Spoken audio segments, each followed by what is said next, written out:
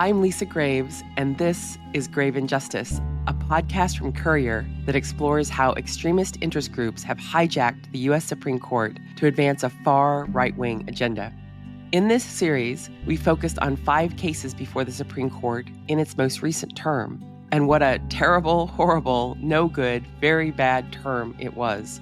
We saw the court's 6 right-wing appointees shelter Donald Trump for his crimes and bestow new, almost king-like powers on the executive.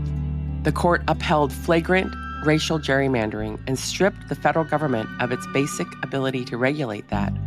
Even when the court sided with reason, for example, by not revoking a life-saving common-sense gun law or banning a safe, effective abortion pill, the Supreme Court took basic rights and protections we had once taken for granted and then put them up for debate and possibly for revisiting after the election. For that reason, we decided to end this series with a special bonus episode to explain each of the court's decisions and what they mean for the future of America. Unlike previous episodes, this episode is going to be a free-form, roundtable-style discussion with me and 3 top-notch legal analysts. My colleague, Dahlia Lithwick, who covers the courts for Slate Magazine and hosts the podcast Amicus. Michael Podhorzer, the founder of the Analyst Institute and the Research Collaborative, and the author of the Substack called Weekend Reading. And Alex Aronson, the founder and director of the legal advocacy organization Court Accountability, who I work closely with. It was such a privilege to have these great legal minds all in one room with me, well, a virtual room, to dive deeply into the right-wing Supreme Court and how its recent actions have advanced the plans of a small group of extremist far-right actors. We will catch you up on each of the 5 cases throughout this episode, but if you're just joining us, I definitely recommend going back and listening to our episodes to understand the history and strategy behind these right-wing attacks on our freedoms. I started the discussion by asking my guests for their reactions to the latest Supreme Court term. The court had just granted Trump immunity for illegal acts committed as official acts while in office, which could include attempted election fraud and inciting the violent insurrection on January 6th. We get into that case in a moment, but to start off, I was eager to hear what Dahlia, Mike, and Alex had to say about the state of the American judicial system in general. I think this was a week where, for some who have been really trying to avert their eyes for too long, it was impossible to do so anymore. I mean, I think that this court, the justices that owe their positions to their reliability in the eyes of the Federalist Society, have been steadily plowing through an agenda to repeal and replace the 20th century, to repeal the constraints that came into play during the New Deal on rapacious capitalists, and to repeal the progress that was made through literally people sacrificing their lives. We just had an anniversary for the 3 civil rights workers in Mississippi. Dozens of people lost their lives trying to register to vote, and that was waved away by this faction. What I think is really important to put in focus about them, and when we talk about the immunity case, and I think we hear over and over again in the headlines that the Supreme Court immunity gave the Trump immunity. And I think only in America does our corporate media miss the real story here, which is if this were happening in Hungary, if it were happening in Turkey, right, the story would be that the 3 justices that Trump appointed plus 2 who were implicated in plus 1ing the insurrection gave him immunity, right? Yep. This is classic authoritarian playbook. That is the story, should be the story today, right? And it's compounded because of the 116 people who have served as justices of the Supreme Court, only 5 of them have been confirmed by senators who represented less than half the country. And those 5 are Thomas, Alito, Gorsuch, Kavanaugh, and Barrett, right? This is unprecedented in the court's history.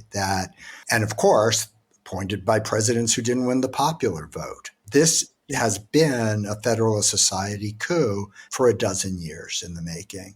And you put in Chevron, right, the whole thing. And I think the other piece that is misconstrued is the idea that this is a judicial power grab, because it isn't really a judicial power grab.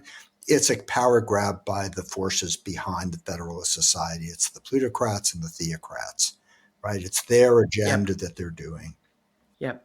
Thanks, Mike. Dahlia, do you have thoughts? And then we'll come over to you, Alex.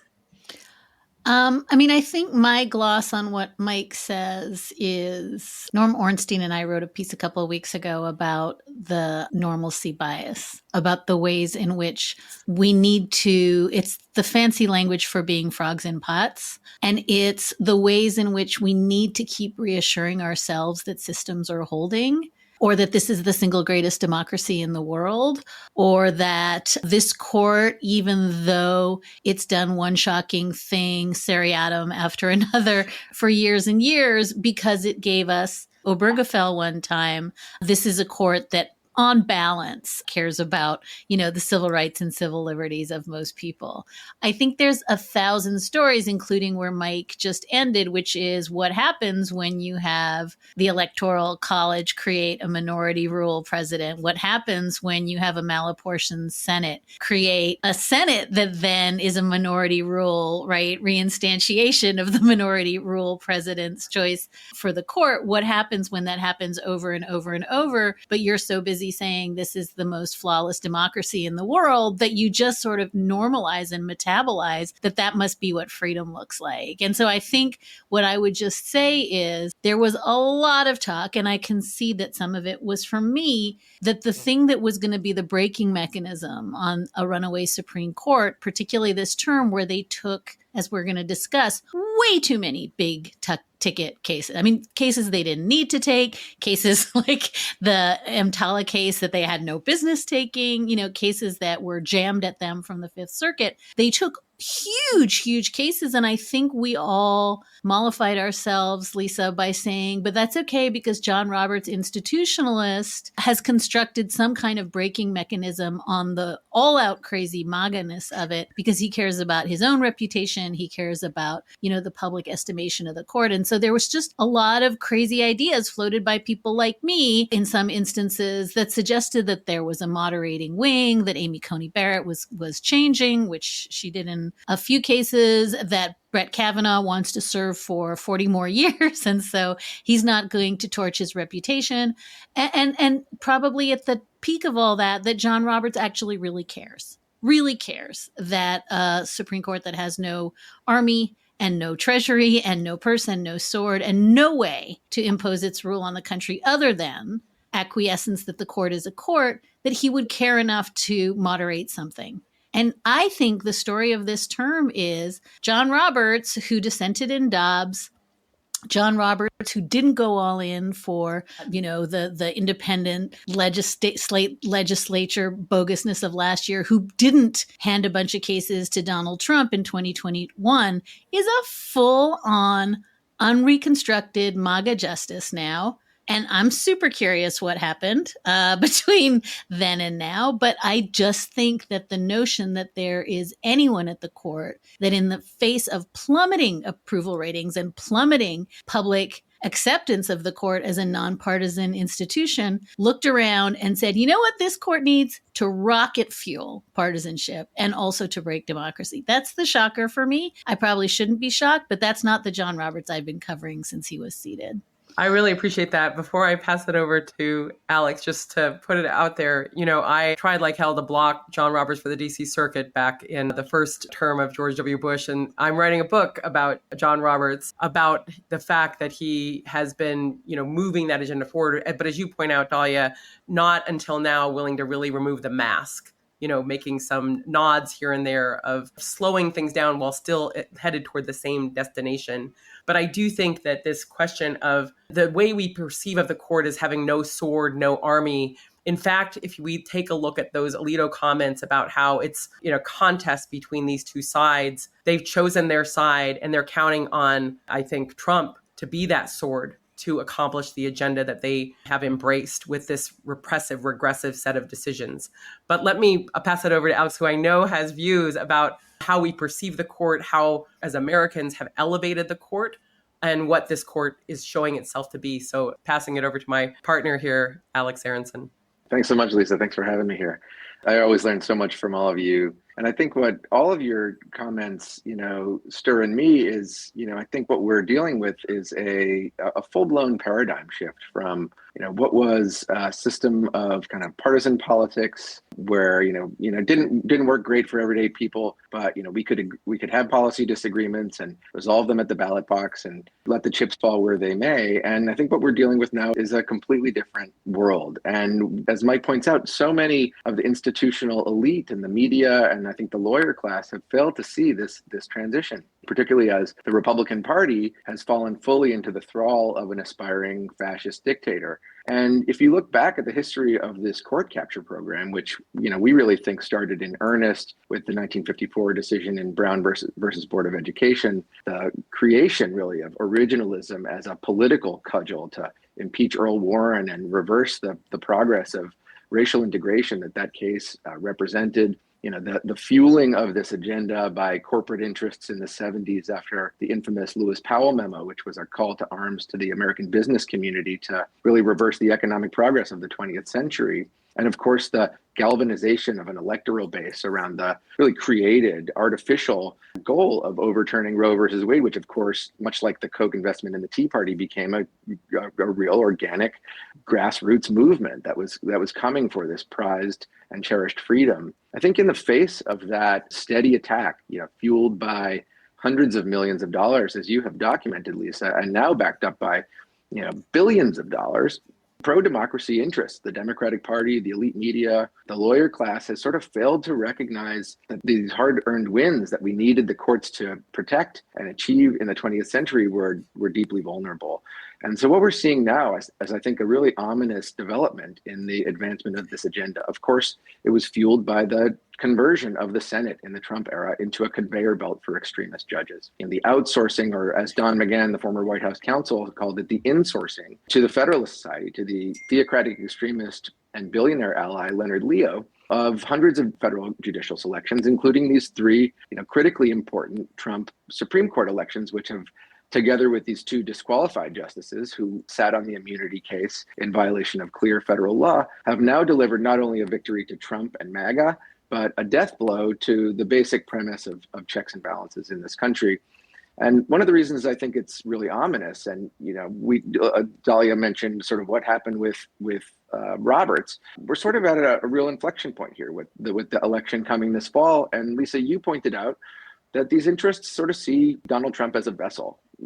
Mike has done incredible work to document all the reasons why we shouldn't expect this court to be a bulwark either against Trump and his MAGA 2025 agenda in the foreseeable future if Trump comes to power, or in fact to be a bulwark against efforts that we can already see and document that these very interests are undertaking on the ground right now to prefabricate claims of massive election interference in the event of a Democratic victory. We're having this conversation a week after the head of the Heritage Foundation invoked the prospect of hot civil war, saying that we're going to have a civil war and this could be a bloodless civil war unless the left lets it happen. And so here we are at this moment. And I think what's just critical for folks in positions of power, for voters on the ground to understand is that we still have a chance here. I think people are feeling deep despair that is very much the product of authoritarianism in action. It's functioning in many of these states. People in blue states, I think, are living in a little bit of ignorant bliss about the prospects for their own families, for their communities.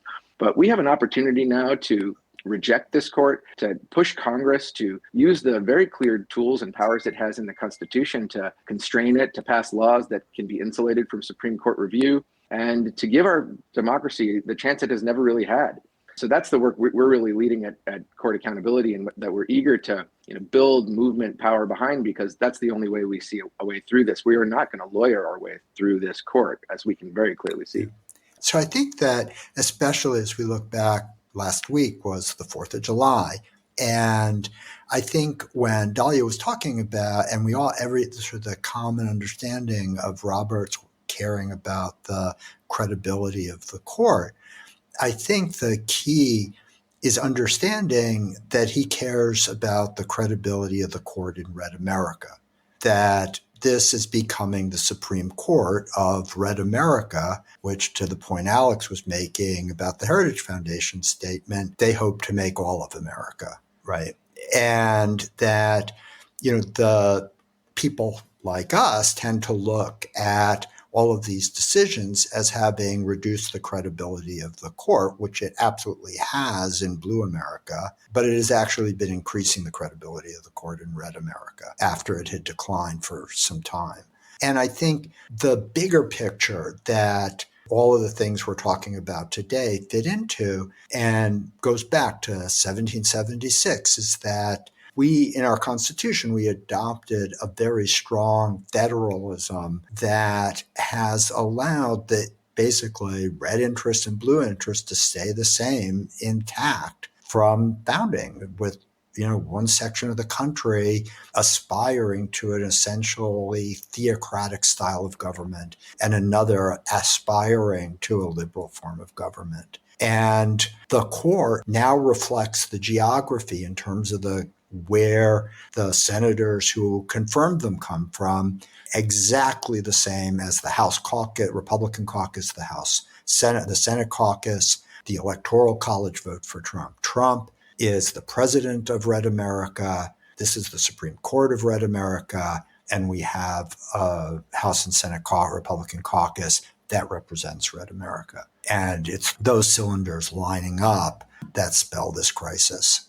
You are talking about still, when you think about Roe v. Wade, still when you think about sensible gun rules, huge margins of Americans who hate these outcomes. And when you get a bump stock ruling that's like, oh, I'm Clarence Thomas, I'm an expert on guns. Here's some drawings, in my opinion. Well, I will include a couple of gun lobby illustrations to show you that these are in fact different from machine guns. And we just say to ourselves, well, we hate it, but this is the court, that's the thing. And I'm always mindful of Jamie Raskin, who keeps reminding us, fall out of love with the court. Because the court had a good 7 years in there where it was in fact working. 7 is unfair.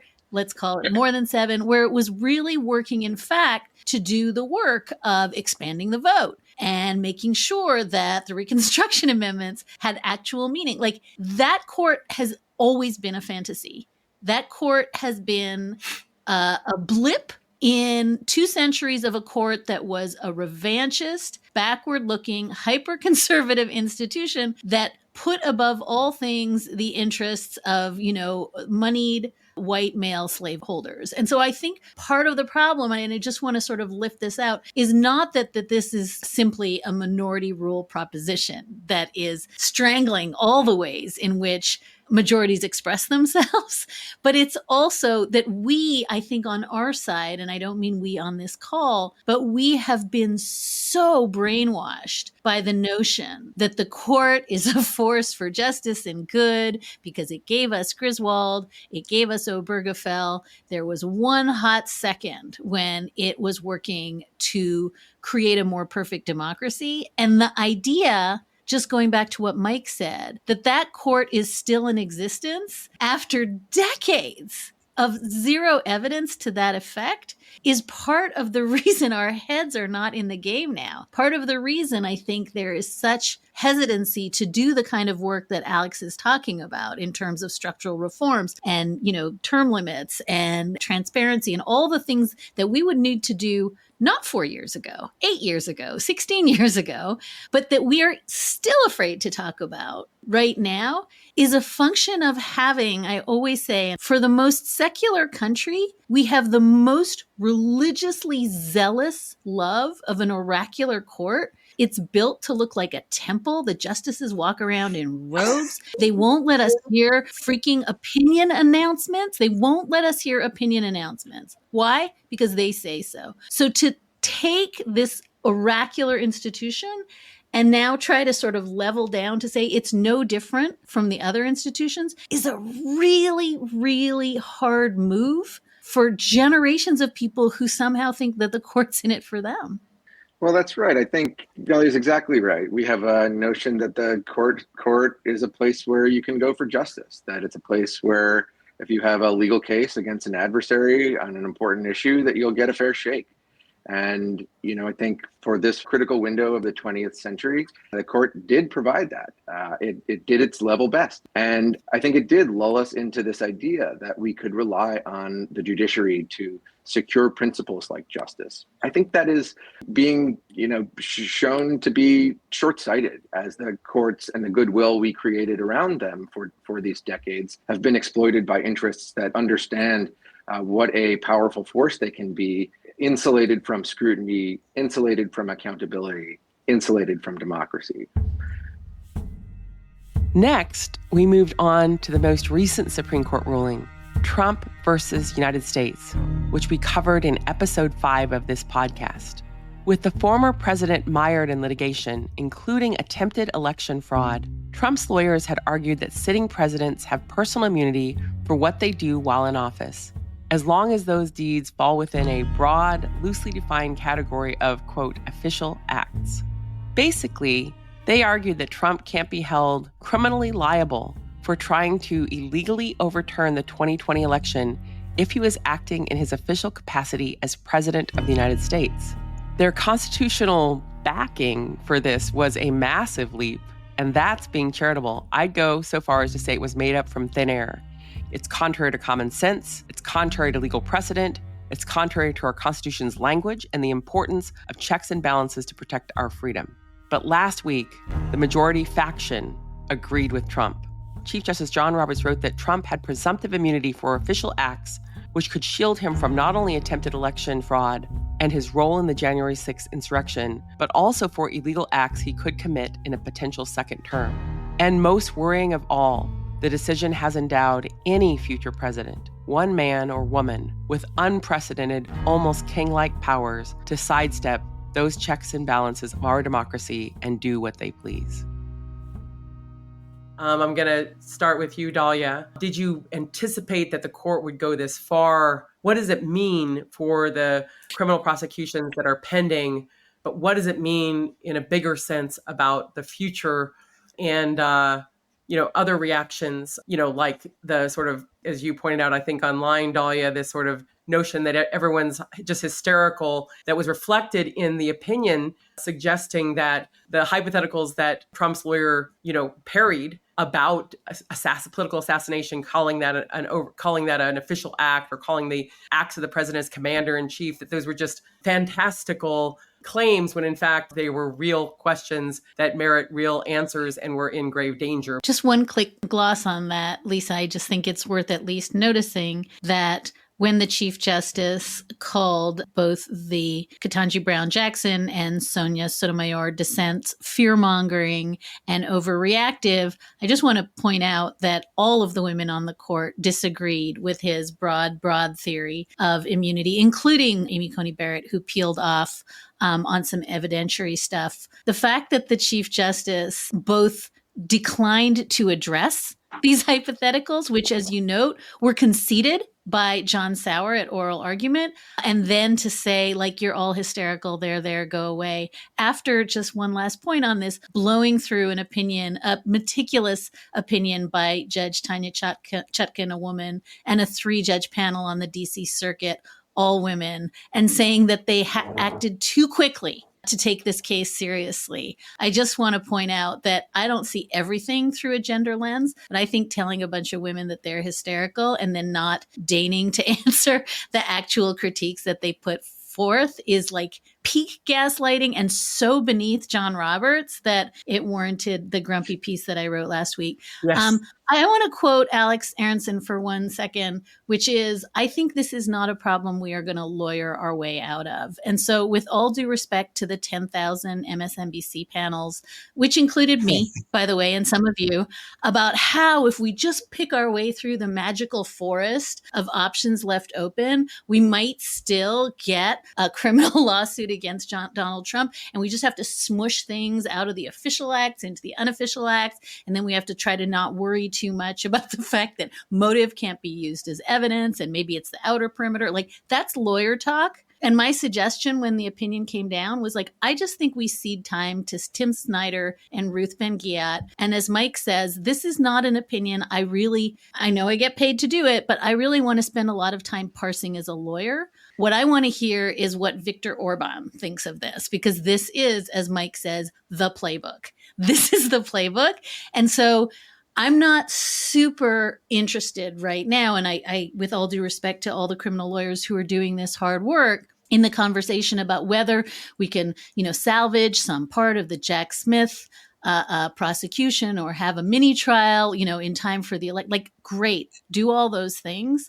But I see this as many layers of abstraction worse than, oh, this is a thumb on the scale for Donald Trump. This is immunity, not just for Donald Trump, but for, up to and including, right, him being allowed to tell his own attorney general, this is now an official act, go ahead and have a military tribunal for Liz Cheney, right? And that's immunized, right? What's immunized is, I will now take money to give you a pardon. That's immunized. Telling Mike Pence or the next vice president, I would like you to put a bunch of fake electors' certificates into, that's immunized, right? There's nothing that isn't by some construction going to be made an official act. So let's be really clear that picking through that seems like work for another day. The work for today is, how did we get into a situation where a Supreme Court that has arrogated unto itself, I know we'll talk about Chevron in a minute, the power to kneecap every single regulatory agency in the country, at the same time made the president king? And that was the gravamen of the Sotomayor dissent. That was the piece that the Chief Justice thought was too hysterical and overwrought to answer. That's the question we have to answer. What do you do when an imperial court creates an imperial president? I agree with you completely, Dahlia. And I mean, I think I agree on the non-parsing, because what's happened is we have an illegitimate edict by an illegitimately constituted court, in my view, a court that has proven itself to be corrupted and untrustworthy, and the American people get it. And we need to talk about it on that level, on the level of power, not on the level of law, which basically sort of further legitimizes it somehow when it's fundamentally illegitimate. But I promise to go to you next, Alex. So let me pass the baton over. Well, hearing Dahlia's peak legal realism is music to my ears, of course. Dahlia has always just been able to shine such a clear-eyed light on these issues. And, I think this is the same dynamic we just discussed around the mythology and trappings of the court, as holy overseers of our constitutional meaning, and this, dismissive, contemptuous tone that the majority by Chief Justice Roberts took toward the very diligent and rigorous lower court opinions in this case, including a 57-page opinion, which was joined by a very conservative Republican appointed lawyer on the DC circuit that thoroughly evaluated these, what we all, I think, have consensus view on are frivolous claims of immunity for a former president. And, but the court, of course, had to make these weighty constitutional questions and to write an opinion for the ages. I think it's important, of course, to contrast this with another important constitutional case involving President Trump that they just heard a couple months ago and were able to resolve expeditiously, between 25 days from oral argument to opinion, in the case out of Colorado that would have disqualified Trump from the ballot there, which they did not take the same seriousness and gravitas to address. So what's actually going on here? I think it goes back to the frivolity of the claims and what Trump was trying to accomplish here, which was just delay to ensure that he would not be held accountable for the most serious of the many criminal charges he is being charged with in federal and state courts across the country. His implication, his direction of the federal election subversion effort that Jack Smith is prosecuting him for, the so-called Stop the Steal movement that Justice Alito allied himself with by allowing a Stop the Steal flag to be hung outside his house. And whatever this opinion is worth, and I think actually its implications, although it's barely worth the paper it was published on, are very severe and dire. Whatever its implications, we know that it's going to help and ensure that Trump will not be held accountable and face trial for these crimes this year. And that, as Mike has pointed out in, I think, really important analysis, even if Judge Chutkan does try to hold this trial It would be on the eve of the election and throw the country into horrendous chaos and give Trump and his allies, who have driven false narratives around the weaponization of justice and the politicization of justice, critical ammunition to go after pro-democracy interests, to go after prosecutors who are trying to apply the law and ensure that nobody can commit crimes and not be held accountable. I'll say one thing about the opinion itself in terms of its staggering and ominous implications for the future. It connects to Project 2025. And we'll talk about the case overturning the Chevron precedent soon, which does represent an enormous judicial and corporate power grab. I've had people ask me, well, how does this work? The court, on one hand, is taking power away from Congress, taking power away from the executive branch to issue and implement regulations. But on the other hand, it's issuing sweeping executive power. This is all a plan, right? When we can see the plan laid out in what the Federalist Society and its backers have been working toward for decades. And I think there's real reason to fear, even beyond this immunity case, that this majority has sweeping plans to install a massive unitary executive theory. Folks might recall that from the Bush era, when the unitary executive theory was used by the Bush administration to justify a disgusting torture program. But this goal of overturning this very old case, Humphrey's Executor, which limits presidential power to meddle with independent agency action, has not been given up by this movement. And there's very strong reason to believe that this majority is poised to go even further than it did in this immunity case and really unlock the full-throated maximalist version of unitary executive power that Project 2025 contemplates. So the first time I want to say is when Dahlia was talking about all of the commentators for not just this, but like parsing everything, right? At some point, right, you have to stop blaming Lucy for stealing the football and start wondering what Charlie Brown's thinking, right? That we're like a dozen years into this and, they do Shelby, and then the civil rights lawyers are saying, well, we can still do this maybe. We're still, right? No, they're just like making it up as they're going, right? To get the outcome they want. And the more we do that kind of rigorous analysis, the more we tell people who aren't paying enough attention that this is actually lawyering going on, right?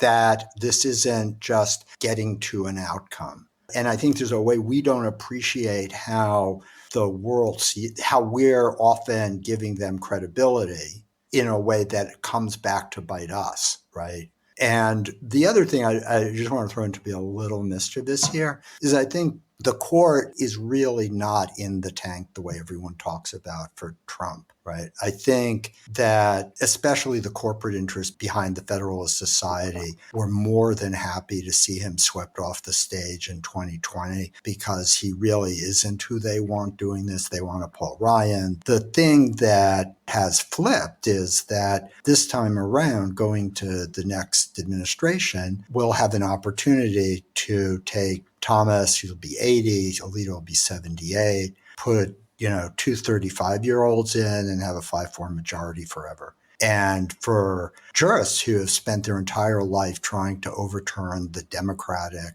American legal system for this theocratic one, it is sealing their career. So I think they are at least as much against letting a Democrat have a crack at more judicial nominations as being for MAGA insanity. Next, we discuss the court's decision which upended the Chevron deference doctrine, which had instructed federal courts to defer to the expert judgment of government agencies over the statutes they administer. As we laid out in episode 4 of this series, that doctrine had been a target of corporations and billionaire industrialists, especially petrochemical tycoon Charles Koch. Koch and his allies attacked the Chevron doctrine in 2 cases that involved herring fishermen squabbling with the government regulators over monitoring fees. The cases were called Loper Bright Enterprises versus Gina Raimondo and Relentless Inc. versus Department of Commerce. With Koch's financial backing, these small-time disputes swam all the way up to the Supreme Court to threaten one of the core pillars of government rulemaking. In the end, the court sided with the fishermen, or rather Koch and his far-right allies, and sunk the Chevron doctrine. Now, judges, and not experts, will have the final say on many regulatory disputes, even when the text of the law doesn't say one way or another.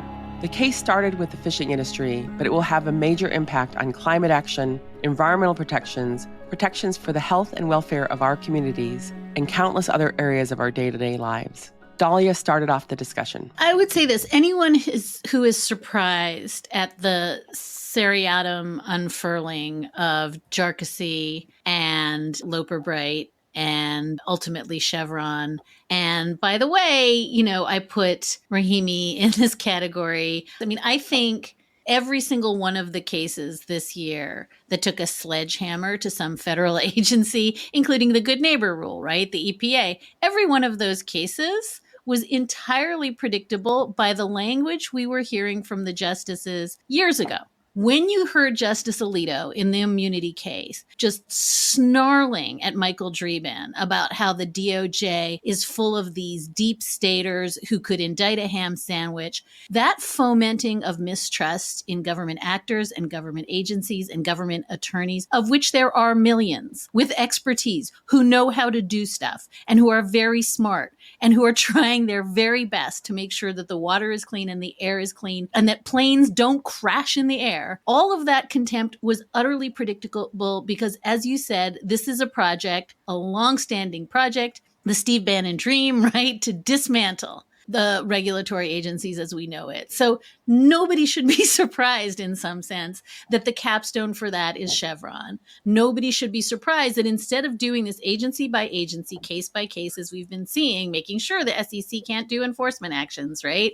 Making sure that the EPA can't regulate air, making sure last year that we couldn't have the Clean Water Act. We just did it in one go. And that's what Chevron is. And Chevron is all of that contempt for government, for expertise, for serious, sober problem solving of 21st century problems by real people, tossed aside to say, you know who knows better the difference between nitrous oxide, laughing gas, and nitrogen oxide, ozone pollutant? I do. Neil Gorsuch. Oh, wait, that's a bad example. It turns out he doesn't know the difference. But I just think this is more of the same. But the thing that I want to say is that if you are interested in fomenting an entire culture of deep suspicion toward all government actors, every government lawyer, every action taken by any agency or by any law enforcement, a really good thing to do is this drip, drip, drip, drip of planting suspicion that nobody knows except you. What clean water is, what air pollution is, nobody knows but you. What a virus-borne, illness is. And what scares me is that those same people are giving us bump stocks. The same people who are saying, do your own research and create your own Kyle Rittenhouse standard of what is how we enforce rules when government can't be trusted are the same people who gave everybody a gun. Yeah, I mean, one of the things that has been, I'm not sure if I would say crushing because I have been a skeptic, to say the least, of these right-wing appointees, but to have it be revealed that they're really not interested in being judges in a way. I mean, they're interested in the power of judges, but they're really like, Rush Limbaugh's ghost reanimated in terms of just, or, Q, like, kind of embracing this QAnon nonsense with their rhetoric, with their disdain and the contempt that you've described. I mean, it really is, it sort of reveals the truth about how they, which we know from these rulings and more, that they are not really acting as judges. They're just super empowered operatives and activists and, armchair conspiracy theorists. And that's sad for our country, but it's not just sad because it's actually ruinous in their rulings. And so let me just flip the order and pass it back to you, Mike. Sure. So, taking the opportunity again to go a little darker, I think that the nitrous versus nitrogen oxide, and it's easy to mock them, but the idea is not really that they're going to regulate.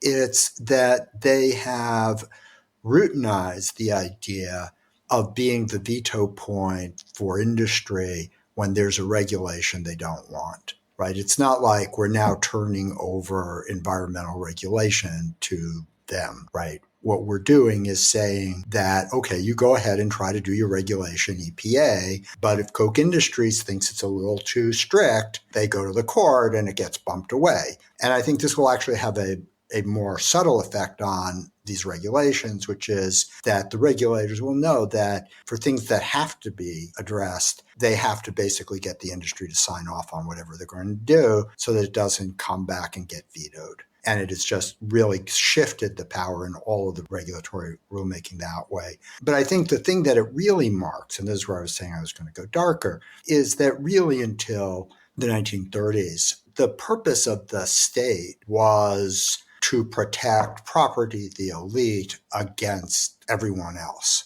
And for many decades, we came to understand the state as being there to protect us from the polluters, from the people who put bad medicine out and all of that. But that was actually kind of a novel thing in our history. And this is bringing it back to being a judicial system that's there to protect the elite, to protect the property interest, which is why you don't hear the same sort of skepticism from Alito or any of the others about the Justice Department when it's prosecuting regular crime, when it's looking at the death penalty, when it's looking at the things that keep the rabble in check, right? Then they're all like spot on. They never make mistakes. We can't get in the way. Oh my God, who's to second guess them? Because that's really what's going on, is that we had this like half century where we came to believe that the government was acting on our behalf to protect us. And now it's back to where it was before, which is to protect the plutocrats. Just to pick up on Mike's articulation of how important this system has been for everyday people in America since it really started working for us in the 20th century. Across every issue you could possibly think of, the federal government and the regulatory agencies that administer and implement these regulations are just of vital importance to our lives. And one of the reasons why these billionaire interests and Don McGahn use the court to do this is because people don't, I think, day to day follow how important this regulatory system is for their lives. And so when you hear Don McGahn, give quotes like the one you mentioned, or tell a group of right-wing donors that, really there's a coherent plan here where our deregulatory agenda is actually the flip side of the same coin as our judicial selection program. What you see is the outsourcing of the Republican Party and the billionaire interests' dirty work, because people want and like these things in their lives. And if Republicans in Congress were to try to take these things away, they would be voted out like bums. It is much easier for Republicans in Congress to not do anything about it when the Supreme Court takes these rights and freedoms and important services away from us. Inaction is a lot harder to justify than action, particularly negative action like that. And so I think that dynamic is really important to understand. It's why the court has been such a valuable weapon for these interests who want to advance deeply unpopular goals. Next, we turned to the two decisions where the court actually sided against the far-right plaintiffs. In United States versus Rahimi had a domestic abuse-related restraining order against him to protect his ex-girlfriend. Federal law prohibits people with such restraining orders from possessing firearms, but that didn't stop Rahimi from carrying out a string of 5 shootings before he was finally arrested. With the help of groups linked to the Federal Society and the National Rifle Association, Rahimi challenged a law that blocks domestic abusers from keeping guns. Given that an average of about 70 women per month are shot to death by intimate partners, this law has likely saved thousands of lives since it was enacted in 1998. But the Fifth Circuit Court of Appeals, in a decision led by a Federal Society judge named James Ho, ruled that this law violated the Second Amendment, and even violent men like Rahimi, who assaulted his girlfriend and carried out that shooting spree, should be allowed to keep guns. The other case, which we explored in episode 1, was an attempt to challenge the FDA approval of an abortion pill, mifepristone. The case was brought by a plaintiff that is an alliance of extremist evangelical groups that created a brand new group in Amarillo, Texas, just so they could bring the case before one notoriously anti-abortion U.S. District Court Judge, Matthew Kacsmaryk, who was appointed by Donald Trump. The justices overwhelmingly sided against the plaintiffs in these cases. The decision was 8-1 against Rahimi and 9-0 for mifepristone.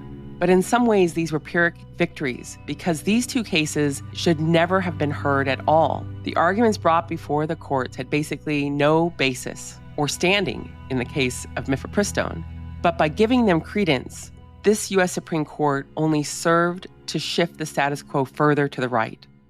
Dahlia, you want to jump in on Miffy and kicking that case and the Idaho case back to after the election and more? Yeah, I guess I'm going to say what I always say, which is the Supreme Court so masterfully controls its own docket. This is all sort of Stephen Vladek's material about, the emergency docket and the ways in which it chooses, how to kind of write the question in a case, which distorts what's happened below, right? Every piece of this is stage managed by the court. And another piece that is expressly stage managed by the court is that all this comes out the last 2 weeks of June, right? So that it's like, I keep very, very undecorously liking it to the girl popping out of the cake, where you just can't possibly process all of this stuff because it happens, in a blur of frosting, and then it's over and it's July 4th and we've moved on and we'll tune in next June. So one of the ways, in the many egregious ways that we've talked about how badly we cover these decisions and the implications of these decisions, we tend to, and you see all the headlines saying, Supreme Court says that it's okay to use mifepristone, or Supreme Court says that Idaho doctors can still give emergency abortion care. That's not what happened.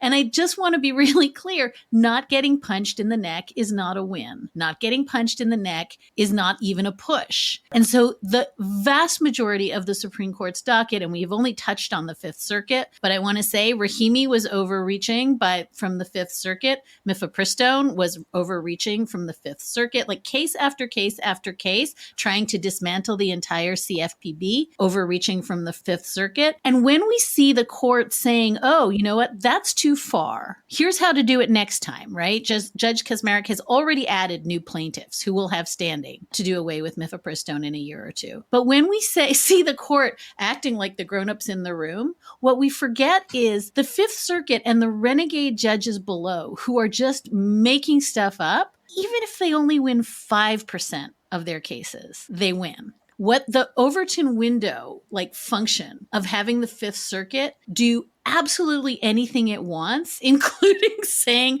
we're going to just let Texas have its own immigration policy. I think we do not understand that those aren't wins when the court either bats them back or when the court says we're only going to bat back 80% of them. But on the rest of them, you go do you. And so that's just the degree to which we're not seeing the big picture when we do these sort of thumb-sucking end of term. Oh, this is the number of 6-3. This is the number of 5-4. Look at how much agreement. There's so many unanimous opinions. Look at that's not the landscape. And so I just would put mifepristone, huge overreach, slightly curbed, it's coming back. EMTALA, not only huge overreach by the lower courts who just say there's no such thing as a preemption, but the state of Idaho, huge overreach, but then the Supreme Court jumping in to grab a case off the emergency docket that it had no business being in. It had not percolated through the lower courts. And then handing down an opinion in which Justice Alito is really grumpy because he's all like, wait, we reached out and inappropriately took this case in order to stop abortions, people. That's what we should be doing now. So I just want to be very, very clear that the court is in no way in charge of this. The court is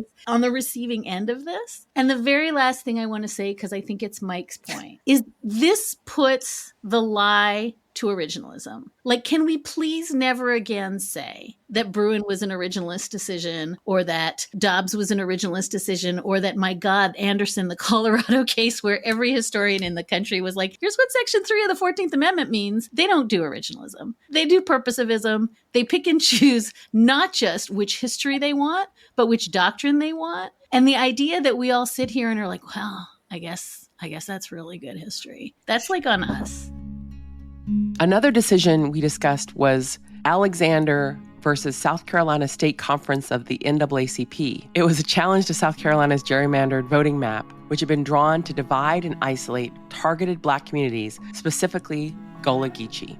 Republican lawmakers didn't deny that the map was gerrymandered. They admitted it was drawn to give them an unfair advantage, but they argued it wasn't racially gerrymandered, which would have been illegal. Their argument was obviously bogus. Expert analysis showed how the lines were carefully drawn according to racial voting and polling data. In one district, it lifted out the exact portion of Black voters needed, 17%, to give Republicans an edge. A panel of 3 U.S. District Court judges unanimously agreed with the NAACP, and yet, in a 6-3 ruling, the right-wing Supreme Court ruled that, yes, this flagrant act of race-based voter suppression was perfectly illegal as long as the goal was partisan. Dahlia started off the discussion by explaining how this decision was just another step in a long-term plan to undermine the Voting Rights Act itself.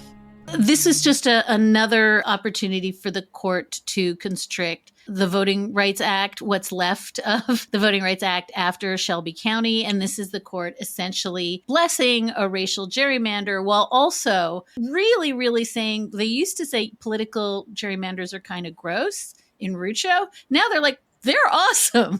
And so possibly are racial gerrymanders.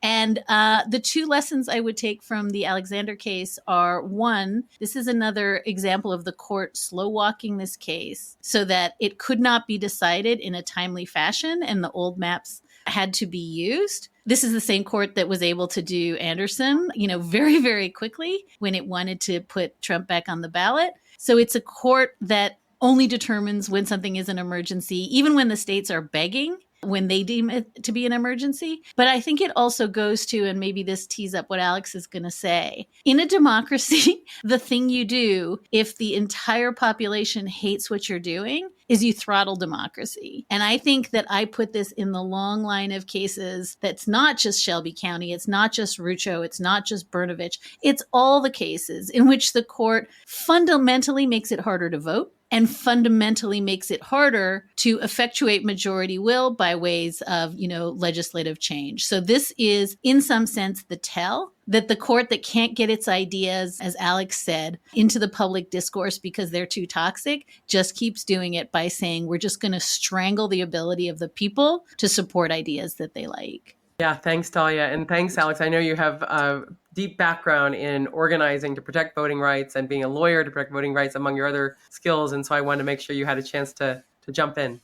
Yeah, actually, I'm glad you brought that up. Before I was, in law at all, before I went to law school, I was an organizer trying to expand access to the franchise for young people, for minority communities at the state level, trying to pass election day registration and automatic voter registration laws. And we were confronted in the mid-2000s by dark money interests that were perpetrating voter fraud lies. There was no evidence of voter fraud back then, just as there is not any now. And they were using these scaremongering tactics to keep people from accessing the franchise. And this speaks to a billionaire-funded anti-democratic strategy that we see at play in cases like Alexander and all these other cases in the voting rights context. And to a very dangerous dynamic that the court is advancing, which is, not only delivering for billionaires and theocrats with cases like Loper Bright overturning Chevron or overturning Roe versus Wade and Dobbs, but year after year, ratcheting back the levers of democratic pushback so that, the will of the people just increasingly cannot be reflected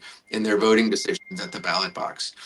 One thing I'll say is that we have seen extensive evidence that Leonard Leo and his dark money network are hard at work on the ground right now, laying the foundations for the dismantling of what little remains of the Voting Rights Act. In Alabama, there's been evidence that Leonard Leo's allies and dark money groups were instrumental in the drawing of racial gerrymanders that the court ultimately did strike down after Alabama, defied its order.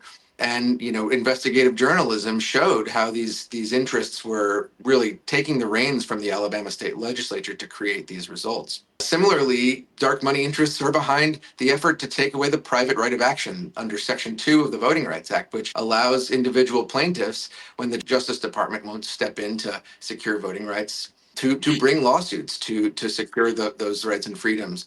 I think this is really important for folks to understand, particularly as so many people in Congress, advocacy groups, and others are working to restore Voting Rights Act. We see in the constitutional doctrine right now, from the case, for example, Students for Fair Admissions, the one that wiped out affirmative action in the higher education setting, a principle of the colorblind Constitution that will already, we know, make unconstitutional many of the provisions of the existing Voting Rights Act and the future efforts to secure voting rights through legislation like the Freedom to Vote Act or the John Lewis Voting Rights Advancement Act. So what are we going to do about this? Are we just going to keep walking into this buzzsaw, or are we going to develop a politics that will allow us to sustain these rights in the face of a court that we know is out for us? Thanks, Alex. That leads us right into the lightning round, which is what can we do? What can activists be doing? And also, if you can speak to it, the importance of the 2024 election. So I'm going to start off with you, Mike, then Alex and Dahlia. I'm going to give you the last word, if that's all right with you.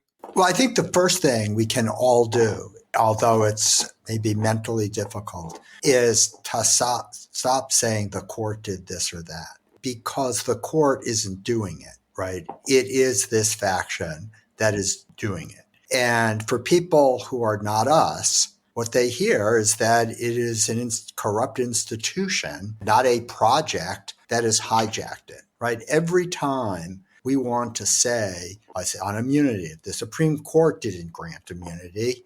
6 Federal Society justices, 3 of them appointed by Trump, 2 of them who were caught associating with Stop the Steal, decided to give him immunity, right? If we keep saying that, then we will win the conversations about what to do about this crisis. But every time we begin our sentences with the Supreme Court did this, we are saying that it is a credible institution, that the thing that we just have a disagreement with what it did, right? We have to foreground that, because I think, among other things, it is necessary to get any of the kind of reforms we want enacted, because I think that to a great extent, they've been parried with the idea that they're just so that we can get policy outcomes we want, or that it can become more liberal or something like that, rather than that people understand that the reason all of this is happening is because of a specific crisis that can be addressed by this, and that is not partisan. And I think the other thing, and I don't claim to be an expert on which of these different ways of doing this is important, but I think another shortcoming, which is really, I think, also associated with not disciplining ourselves to always identify the problem, is that we as a community have a credibility problem, which is that we say the sky is falling and then don't act that way,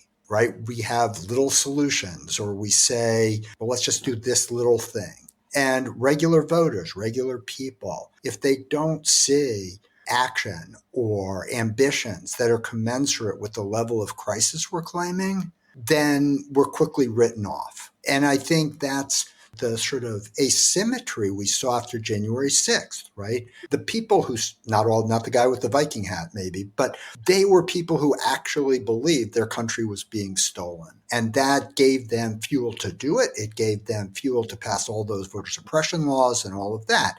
We make the same claim, except it's true. And you don't see anything like that kind of energy. You don't see anything like that kind of action. And so that's what I think we need to do. Thanks, Mike. And that's a perfect lead into Alex on thinking big about what must be done. So we're coming to this moment after decades through which the court and the politics and power of the court have, I think, been rightly seen as a Republican-based issue that was driving Republican votes, that was turning out Republican voters to the polls largely around the goal of overturning Roe versus Wade. Having spent 5 years working in the Senate, up close and personal with a lot of these members of Congress, that idea is very much internalized, that this is not something for us to pick fights on. It's not something for us to even talk about if we can avoid it. We're seeing extensive and consistent evidence that that script has just fundamentally flipped. A couple things explain that. The theft of these Supreme Court seats by Mitch McConnell denying Merrick Garland a seat at the end of the 2016 election, the theft of another Supreme Court seat, reversing that principle at the end of the Trump years. Of course, overturning Roe versus Wade, which has driven women to the polls across the country in every election we have had since then, since the Dobbs decision. And of course, now a year of scandal and corruption, showing to the American people week after week how the agenda that this court is driving down our throats that is deeply unpopular is being done at the behest of billionaire interests that have business before this court. And so when we look at this election, when we think about the voting power that we can muster, we have to recognize that this is our issue now. And we need to tell our members of Congress, the candidates that are running in our districts, anybody we can, that this needs to be a priority, because if it's not, then we'll lose, right? We're in a kind of a slow bleed moment, and we need an urgent recalibration of our politics around the judicial power and around the Constitution. We need to reclaim the Constitution and reclaim our court. I want to marry what Mike said to what Alex said, which is as long as we have had court scandals, I would date it. I mean, you can date it to Shelby County, you can date it to Dobbs, you can date it to Bruin. As long as we've had those scandals, they are treated as like individual outrage episodes, which happen. And people are very mad and they say, what can I do? And then they move on. And I think that we have somehow trained ourselves to have two very unhealthy responses. One is, this is shocking. Nothing can be done about it. And two, nobody's doing anything about it. And I just want to say neither of those things are true. Things can be done. There is no problem we have discussed on this show today that cannot be solved. Not even just term limits, not even just adding seats to the court, not even imposing enforceable ethics rules against the justices. I'm talking about filibuster reform. I'm talking about structural Senate reform, electoral college reform. There's nothing that can't be done to make democracy work democratically. And that requires saying, oh, wait, all of those things are really bad. And so I think we have to not just fall out of love with the court as this perfect institution, but fall out of love with the notion that democracy is chugging along perfectly as it should. And we are the freest, happiest people in the world. And I understand the temptation to say that because it means you can just go to Target again, but it's actually not true. And so I think for every single issue that Mike and Alex and I and you have identified, there are smart people diligently working to fix it. And Alex is right. We're behind. We're decades behind on some of this, on prioritizing and messaging the court.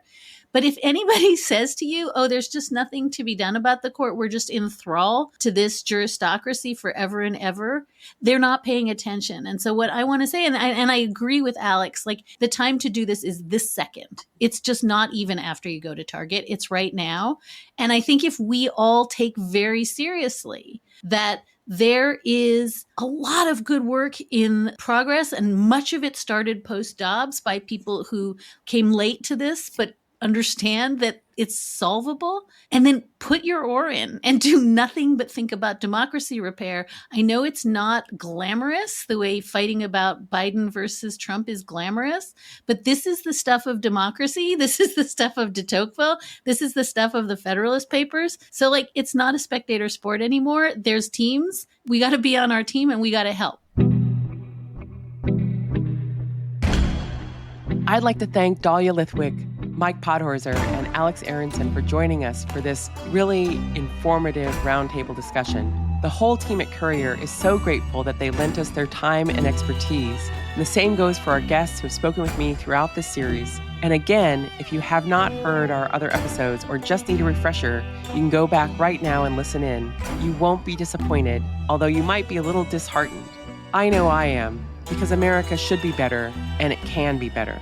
But to wrap this all up with a call to action, a plea to not give up hope, I'll leave you with these final thoughts. My hero, Frederick Douglass, once said, "Power concedes nothing without demand. It never did, and it never will." While this court has been on this destructive right-wing path for decades, more and more people are catching on. So, let's build this movement to restore and expand our freedoms together, to counter and rebuke the authoritarian faction that is issuing these illegitimate rulings, rolling back our rights and our freedoms. Let's recognize our power as we the people to help make our world and our country a better place. The Supreme Court is on the ballot in 2024. Personally, I'm a voter who is going to vote for people who will stand up to the arrogant and extremist partisan hacks that Republicans put on our nation's highest court, and I hope you'll join me.